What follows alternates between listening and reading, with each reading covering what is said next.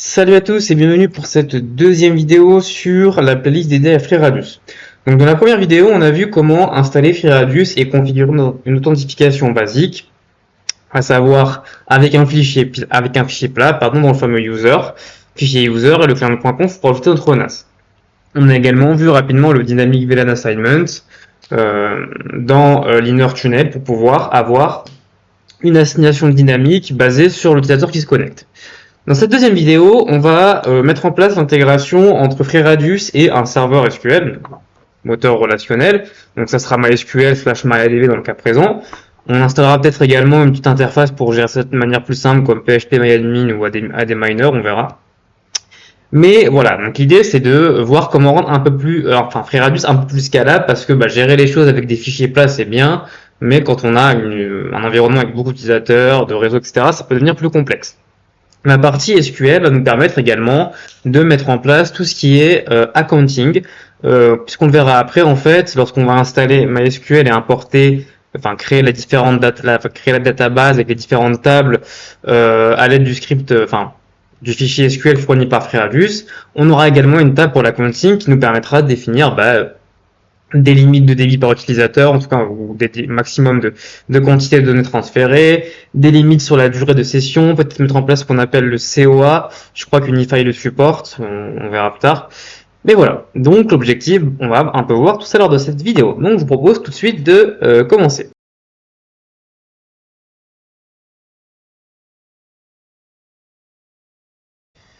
Allez, donc c'est parti. Donc pour configurer cette intégration entre MySQL et MariaDB, on va avoir plusieurs étapes à respecter. Donc comme on l'a vu dans la précédente vidéo, en fait, FreeRadius se base sur ce qu'on appelle des modules qui sont installés donc dans le dossier racine ici. Donc on va avoir deux fichiers, mode available, pour pouvoir voir éventuellement les différents modules. Il y en a pas mal.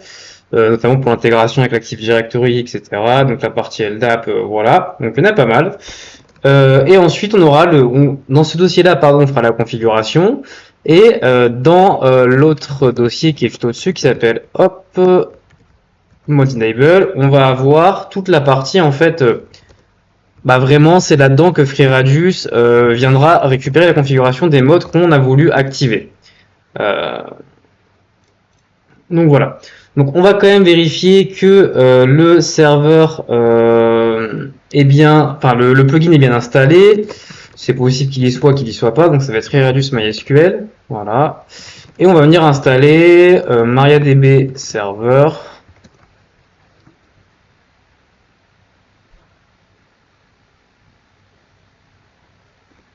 Qu'on va pouvoir venir configurer.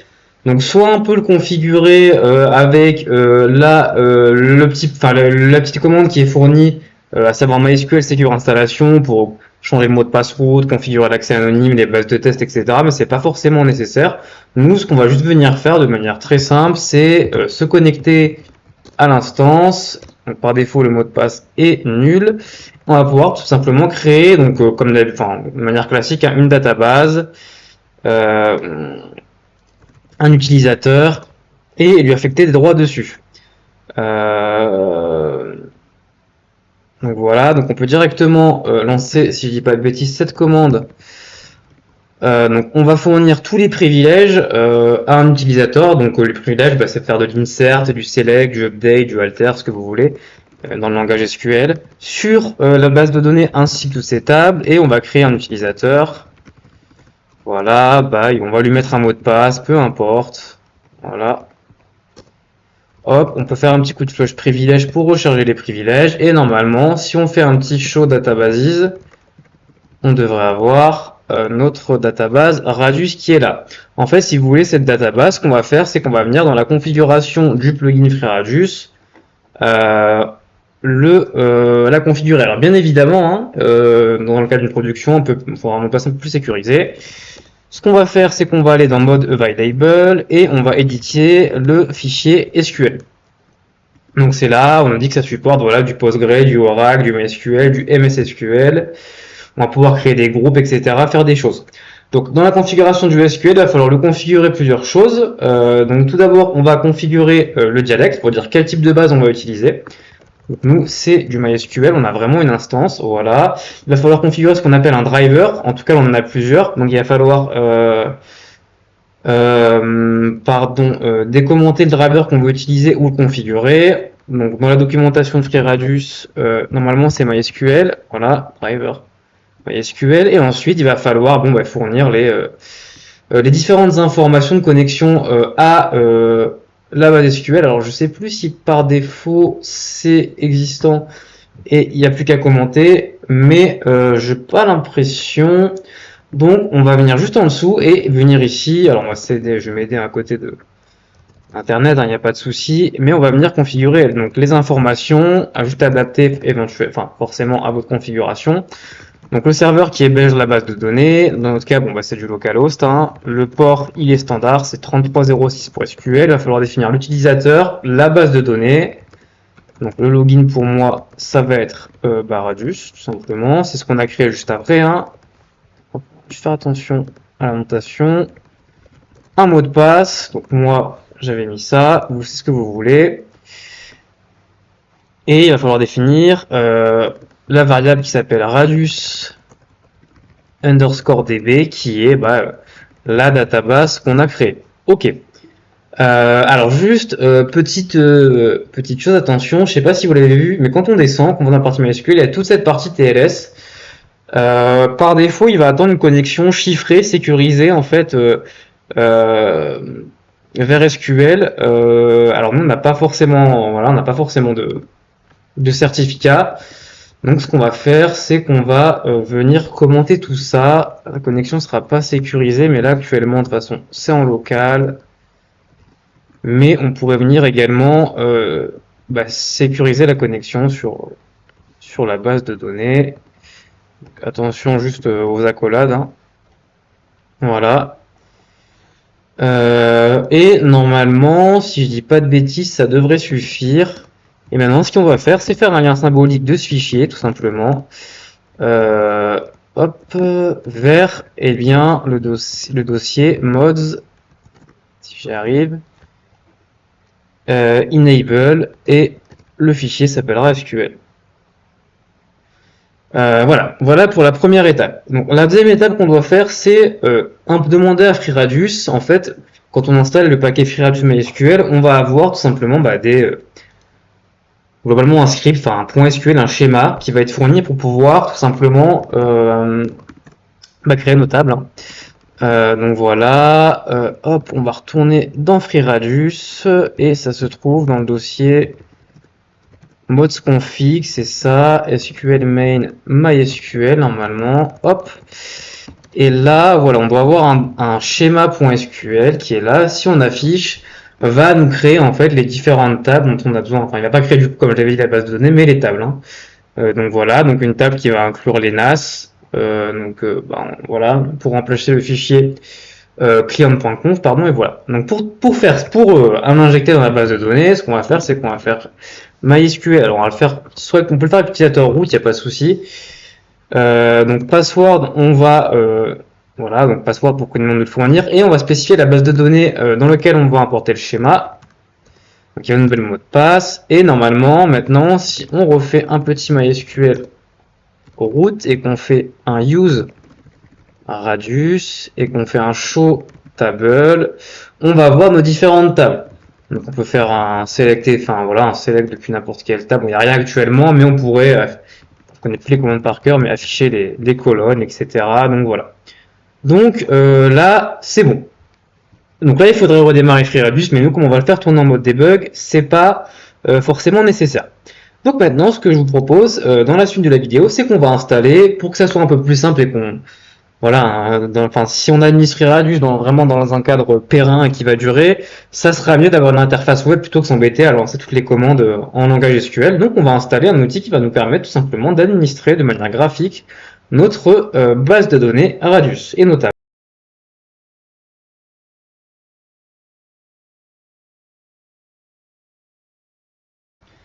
Allez, donc c'est parti. Alors, on va installer PHPMyAdmin avec ses prérequis. Donc, PHPMyAdmin, ça tourne derrière un serveur web, en fait, hein, soit des miners aussi.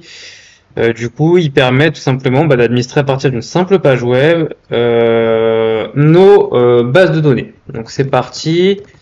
PHP donc voilà, comme son nom l'indique, il est en PHP, donc il y a certaines dépendances à installer qu'on va pour gérer les chaînes de caractères, les fichiers zip, la compression, etc. Qu'on va, bon voilà, installer. Je me sers de la doc de PHP parce que je l'installe pas tous les jours.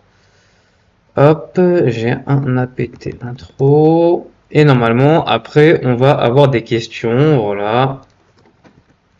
Donc on va utiliser Apache. Et on va tranquillement attendre que ça s'installe. Donc celui-ci requiert également une database pour sa configuration, pour le login, pour ce genre de choses.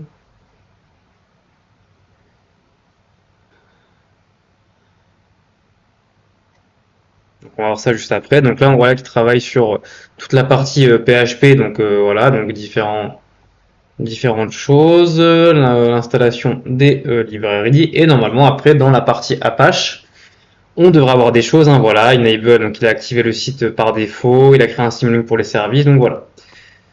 Donc on nous dit qu'on a besoin d'une base de données et on nous dit qu'on peut utiliser dbconfig command pour le faire. Voilà. Donc on va faire oui. Et alors, je sais pas s'il va se connecter avec root. Non, pardon. Là, c'est vraiment le mot de passe qui va être utilisé pour accéder, l'utilisateur pour accéder à la base de données de PHP Donc on n'aura pas forcément besoin, mais on va mettre test. Hop. Donc voilà, bon, ça va un peu vite, on voit pas tout, mais c'est pas très grave. Et normalement, maintenant, si on se reconnecte en route, on devra avoir hop, une nouvelle database PHP pardon. Et si on fait cette petite commande, je crois que c'est ça, on a un utilisateur PHP qui a été créé, donc c'est parfait. Donc normalement, là, si on se rend sur la configuration Apache, on a vu que c'était le default site qui a été utilisé, la partie enable. Hop, pardon. On devrait voir le port sur lequel il écoute, donc ça doit être le port standard, port 80. Donc c'est parfait. On va pouvoir se loguer. Donc on va ouvrir la page et ensuite on va pouvoir commencer tout simplement à faire ce qu'on a fait dans la vidéo précédente, mais avec la partie MySQL. Là, on reste sur du local, c'est-à-dire qu'on n'a toujours pas d'intégration à l'AD ou autre. On verra dans une prochaine vidéo, je pense. Mais au lieu d'être un fichier à plat et les utilisateurs locaux sur un fichier à plat, sont des utilisateurs locaux, mais sur une partie, sur une base de données SQL. Hop, alors il doit y avoir un petit, une petite URL qui doit être juste slash php j'imagine. En général, on ne sait pas par défaut. Hop, d'ailleurs, on pourrait venir sécuriser l'accès à cette page avec certaines choses comme le htconfig, etc. Et on va essayer de se loguer. Alors, on va essayer de se loguer tout d'abord avec cet utilisateur. Voilà, donc on va se loguer avec l'utilisateur Radius. Et là, on voit toutes les infos sur notre base de données. Donc, c'est super. Donc, on peut faire des backups, paramétrer pas mal de choses. Donc, c'est vraiment intéressant, importer des données, etc. Donc, c'est vraiment très bien. Alors, on peut créer des requêtes. On va pas forcément aller si loin pour le moment, mais de toute façon, on va travailler bien évidemment là-dessus. Par exemple, pour créer des choses, voilà. Donc on nous demande on peut faire des, en fait, voilà, ça va vraiment simplifier la configuration de la chose, pardon. Là, si on veut rajouter un client, ce qui va être bien, c'est que on n'a même pas de requête insert à faire. Elles sont pas très complexes sur Radius, notamment pour créer des utilisateurs. On les verra juste après dans la vidéo. Mais on a un formulaire très bien pour nous faire des choses, pour nous permettre de le faire plus facilement. Donc c'est vraiment intéressant. Donc maintenant on va continuer à faire des tests en créant, éventuellement en supprimant notre borne Wi-Fi dans le fichier plat en la créant dans MySQL, etc. Donc c'est parti.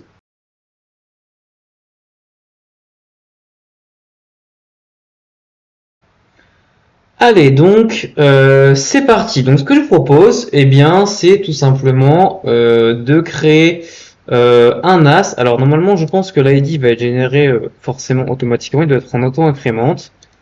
Donc, par exemple, ce qu'on va faire, c'est qu'on va créer, Unify AP01. Donc, en fait, on retrouverait la plupart des paramètres qu'on pourrait mettre dans la partie fichier plat. Donc, ce qui est important, c'est qu'on va définir le secret. On peut également définir le port. Tac, tac, tac. Par contre, ce qu'il nous faut, nous, c'est l'adresse IP. Alors, j'avoue que je ne sais pas par défaut dans quel attribut elle se met. Est-ce que c'est serveur? On va voir. Attendez, je vais regarder ça 30 secondes.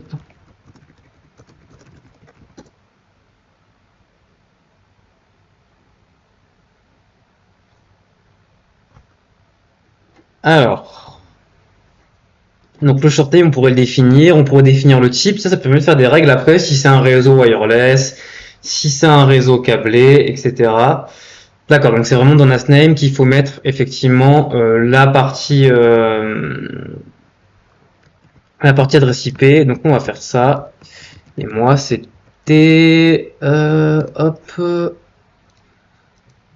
crois que c'était 184, mais j'ai un léger doute. C'est bien ça.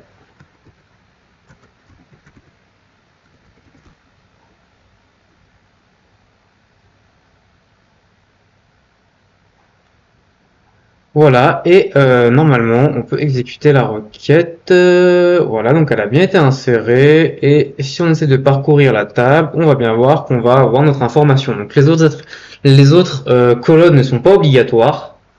Mais voilà.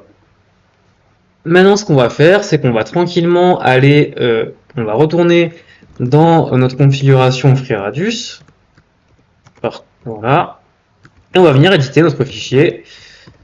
Client.conf et on va venir commenter en fait tout ce qu'on a fait ici. Le secret c'est le même, donc c'est parfait. Hop. Alors à savoir que comme on l'a vu un peu dans la vidéo précédente sur la partie site enable, si on regarde le default, on va avoir une section dans l'authentification qui va s'appeler normalement SQL. D'ailleurs, je ne sais pas s'il faut l'activer par défaut. J'avoue que je l'ai fait qu'une seule fois, configurer SQL. Mais normalement, tac, tac, tac, au moins dans la partie Authorize, on devrait avoir une partie SQL, je ne sais plus. Alors, à vérifier, je vais vérifier juste avant.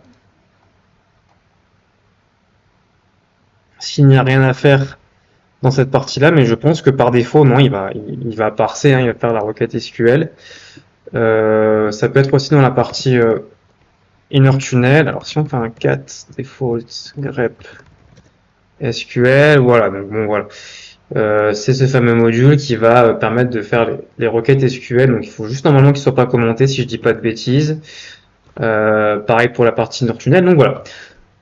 Donc maintenant, ce qu'on va faire tout simplement, c'est qu'on va faire un petit test.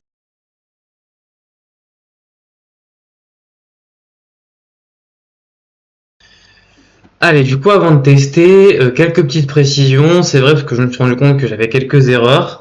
Bon, c'est la deuxième fois pour vous dire que je configure l'intégration SQL, donc je connais pas par cœur le fichier, mais c'est pas grave. Alors, si on retourne dans la partie Moz Enable, dans le fichier SQL, plusieurs choses.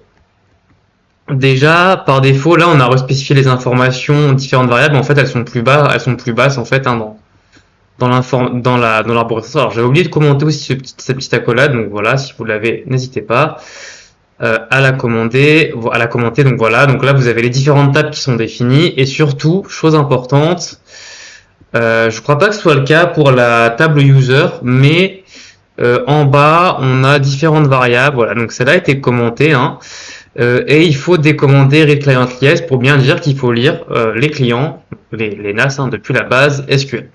Voilà. On viendra sur cet attribut peut-être un peu plus tard, mais voilà. Donc avant de tester, ce qu'on va faire, c'est quand même qu'on va rapidement, je pense, ajouter à la table un utilisateur. Donc on va vérifier ici justement Mais je crois que c'est la table RadCheck tout simplement pour l'utilisateur. Donc voilà, effectivement, ils en ont un truc parfait. Et donc là, bon, il va falloir un petit peu regarder la structure. Il va falloir définir plusieurs choses. La structure est simple, mais il faut juste la comprendre. Donc voilà, on va s'aider encore. L'ID va toujours s'incrémenter de manière automatique, mais par contre, si on veut faire de l'assignement, par exemple, de VLAN dynamique, il va falloir faire certaines choses. Donc là, je vais créer un utilisateur. Alors moi, je vais l'appeler Hugo. On va par contre type ce qu'on avait déjà dans le fichier .conf. Et là, en fait, il va falloir définir quel est l'attribut que l'on souhaite définir. Donc par exemple, nous, ce qu'on peut définir, c'est son password. Pour rappel, dans le fichier user en fichier plat, c'était cet attribut qui a été utilisé pour le mot de passe. Et donc là, il faut changer l'opérateur qui nous vaut ceci. Et par exemple, je vais mettre Hugo. Donc si je l'exécute, ça devrait passer. Donc c'est parfait. Donc là, on a la commande, voilà. Et il va falloir réitérer ces choses si par exemple on veut faire de l'assignation de VLAN dynamique. Là, par défaut, ça va marcher si je teste sur mon téléphone, mais par contre, il va pas être dans le VLAN 50. Et d'ailleurs, pour faire un petit test, on peut très bien, alors est-ce que j'ai mon OpenSense qui tourne? Oui. Normalement, je dois avoir un VLAN 70 pour montrer que ça va être différent de l'utilisateur qu'on avait à plat, qui est l'utilisateur Steve. Alors ça peut être même VLAN 20. J'espère juste que j'ai un DHCP dessus, j'ai un doute. Alors on va regarder dans Network, j'ai un VLAN 70. Alors ça c'est des VLAN, on verra ça si on fait des vidéos sur Packet Fence, Registration et Isolation, mais je pense 70 c'est bien. Donc on va revenir sur... c'est pas grave, on va garder le même SSID, on s'en fout. Et du coup on va définir le VLAN 70. Donc si je veux faire du dynamic VLAN assignment avec SQL, en fait, les trois attributs qu'on avait renseignés dans le fichier plat, il va falloir les réinsérer dans cette table avec le bon utilisateur. Donc pour ce faire, non pardon, excusez-moi, c'est pas dans cette table, c'est dans la table rad reply, excusez-moi, c'est moi qui me dis des bêtises. C'est bien la rad pour radius reply, mais par contre ça va suivre à peu près la même structure. Donc on va faire insérer, donc voilà, on a toujours username, attribute, l'opérateur et la valeur. Donc moi, mon attribut, enfin mon username c'est Hugo. L'attribut, ça va être tunnel type, le premier. Donc, on respecte la syntaxe qui est celle-ci pour FreeRadius, pardon. Voilà, parfait. On va refaire pareil pour le reste. Hop. Donc on va avoir tunnel medium type. Ça va être IE 802. Là, on n'oublie pas le 2 points. D'ailleurs, on peut en faire plusieurs à la fois, c'est vrai. Donc, on va en faire... Alors, j'espère que ça va marcher. On va en faire un deuxième. Et le dernier, c'est tunnel private. Un groupe ID qui va être 70. Alors, hop. Voilà. Et on va tout exécuter. Ok, donc deux lignes ont été insérées. Et si on va sur la table rad reply, on va pouvoir voir les informations.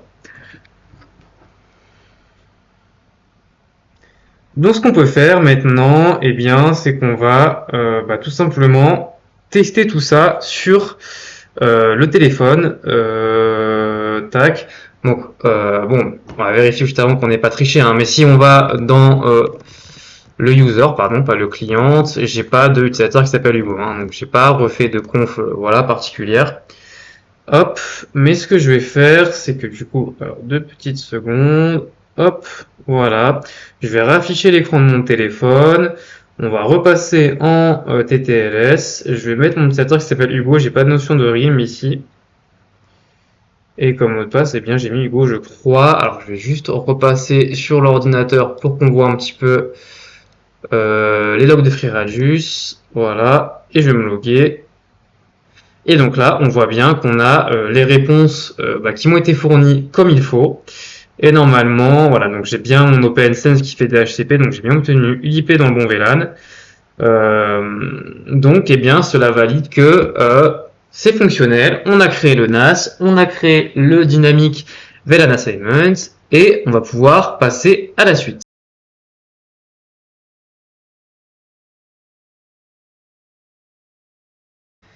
Allez, c'est parti. Donc maintenant, je propose de voir une notion supplémentaire qu'on n'avait pas vue, qui est la notion de groupe. Donc la notion de groupe va rajouter encore une couche supplémentaire qui va permettre de encore scaler un peu plus loin notre installation FreeRadius en groupant les utilisateurs au sein de groupes. Par exemple, l'exemple qu'on va voir le plus simple, c'est l'utilisateur appartient à un tel groupe, dans tous les cas, il va avoir refusé l'accès. Donc je pense que derrière, on va pouvoir rajouter une logique de type, si l'authentification a échoué 3 fois, donc par exemple 3 mauvais mots de passe, un peu comme dans l'Active Directory, on va lancer une requête pour pouvoir le déplacer dans le groupe, et donc il va avoir l'accès interdit jusqu'à action d'administrateur. Donc c'est parti. Donc la première chose qu'on va faire, c'est qu'on va aller dans la partie rad group check et on va ajouter une ligne. Ok. Donc par toujours l'ID va s'auto-incrémenter. On va mettre un groupe qui s'appelle rejected et un peu pareil que pour la logique du reste, l'attribut, l'opérateur, la valeur. Donc l'attribut, ça va être hot type. On va respecter le case type égal, et là il faut ajouter une des valeurs possibles pour la variable hot type qui est envoyée dans la réponse, qui est soit accept, soit reject, etc. Donc nous on va mettre reject. Mais là actuellement, on a créé ce groupe, c'est bien. Par contre, on n'a pas de utilisateur dans ce groupe, donc on va venir l'ajouter. Donc c'est parti, on va venir faire insérer et on va ajouter le groupe Go au groupe rejected. Ok. Et donc maintenant, ce qu'on va faire, donc avant, quand on avait fait le test, nous on voyait bien que mon utilisateur avait bien accès sur le VLAN 70. Ok, très bien. Maintenant, ce qu'on va faire, alors je vais juste afficher là le téléphone et on va essayer de se loguer. On va toujours voir s'il est bien en TLS, PTLS. Et on va voir ce qui se passe côté log de FreeRadius. Hop, voilà. Et donc, on a bien l'accès qui a été refusé. Donc, l'accès a été refusé. Alors, je ne sais pas si on va pouvoir le voir un peu plus haut. Donc là, on va voir qu'il y avait aussi dans les tables, il va mettre pas mal de choses. Donc, notamment dans la table accounting, on va y revenir juste après. Tac, tac, tac. Donc voilà. Donc, c'est ici qu'on le voit, effectivement. Il a fait une requête, il a vu qu'il appartenait au groupe rejected, et donc, il a tout simplement deny l'authentification de l'utilisateur. Donc voilà, c'est très bien, cela valide que cela fonctionne.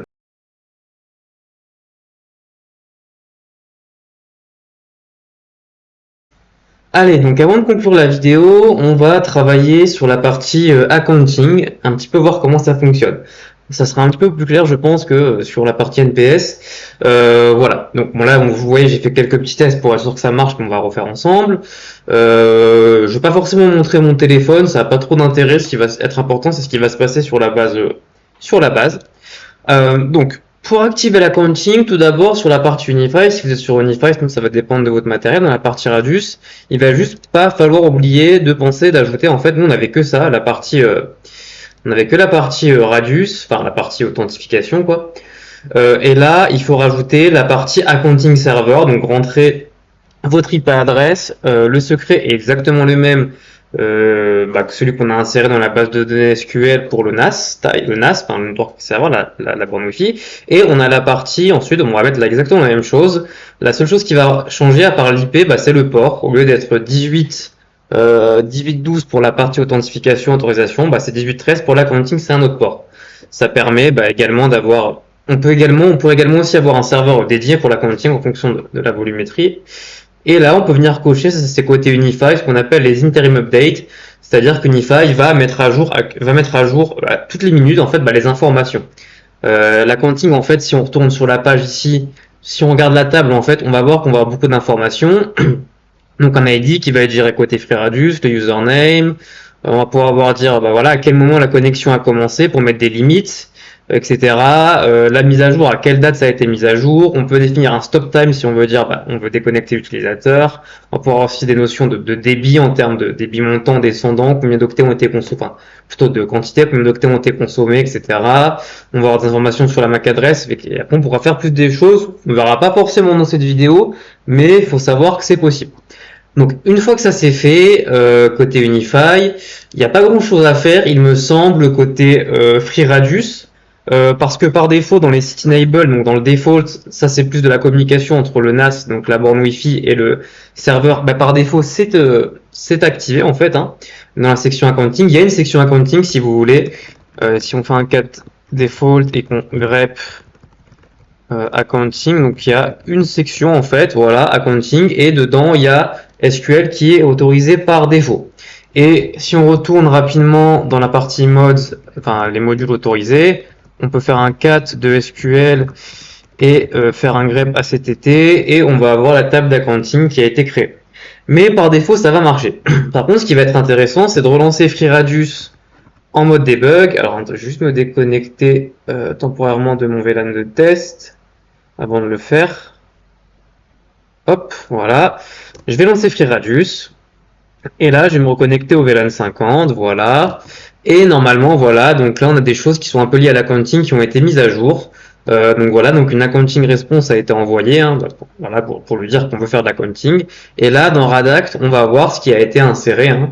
Donc normalement, si on met à jour, bon là, ça va être un peu les mêmes informations puisque c'est à part au niveau du session ID, mais puisque c'est le même terminal. Mais si on édite ce qu'on va voir, ben on va retrouver les infos. Là, on verra bien que ça a commencé à 19h59.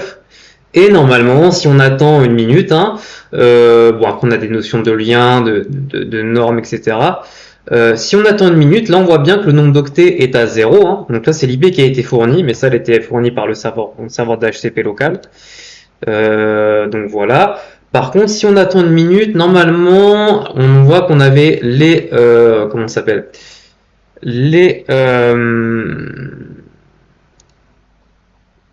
les octets à 0, et normalement, alors on va attendre la mise à jour. On devrait la voir apparaître de toute façon dans, voilà, donc elle est apparue. Hein, on a des choses qui se sont passées. Donc on va juste essayer de mettre à jour tranquillement phpMyAdmin. Et on va regarder si ça a été mis à jour. Donc là, a priori, ça a été mis à jour à 8h15. Et là, bon, effectivement, c'est peut-être moi qui n'ai pas consommé d'octets, tout simplement. Tac, tac, tac. C'est peut-être moi qui n'ai pas... Ouais, voilà, on a bien une mise à jour de consommation. Donc voilà, donc ça c'est pas forcément, on a même le SI, donc c'est pas forcément là ça fait pas forcément sens, mais après, quand on aura, enfin si d'ailleurs parce qu'on pourrait mettre des sessions time, etc., ou des limites en termes de octets consommés, mais quand on verra peut-être la partie d'Allo Radius, etc., on verra que ça peut aller un peu plus loin, on va pouvoir faire des choses plus intéressantes.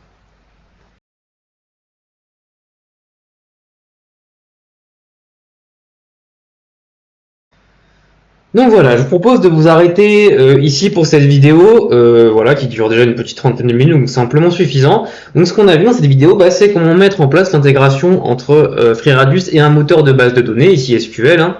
On pourrait le faire avec du SQL Server, du Oracle, du Postgre, peu importe, mais non avec MySQL, MariaDB. Donc voilà, donc on a vu un petit peu comment refaire tout ce qu'on a vu précédemment, ce qu'on faisait dans le fichier plat, pardon, ajouter un NAS, ajouter un client, renvoyer un edit VLAN particulier pour faire du dynamic VLAN assignment. Et ensuite, on a également vu comment configurer l'accounting côté Unify pour avoir des notions de durée de connexion, quand est-ce que la connexion a démarré, combien d'octets ont été, enfin de mégaoctets de trafic a été réalisé en montant, en descendant pour pouvoir faire des sessions timeout. On verra peut-être avec Allo Radius dans une vidéo. Donc voilà, ce qu'on aurait pu faire également, bon, là c'est pas dans le cadre de la vidéo, mais bien évidemment, dans le cadre de production, ce qui aurait pu être intéressant, c'est de configurer par exemple un Galera cluster pour avoir une base de données redondante, hein, puisque là on voit qu'elle devient importante, mais voilà, là forcément, on ne peut pas forcément le faire, mais plus avec un HAProxy pour avoir un FreeRadius en load balancing, mais ça pourrait être intéressant. Mais en tout cas, on a vu qu'effectivement, là, la partie SQL permettait quand même de nous d'avoir une gestion un peu plus, on va dire, poussée de toute la partie FreeRadius. Donc voilà, je vous remercie à toutes et à tous d'avoir suivi cette vidéo. Pardon, je pense que dans la prochaine, on abordera peut-être l'intégration avec l'Active Directory. En attendant, je vous dis à plus.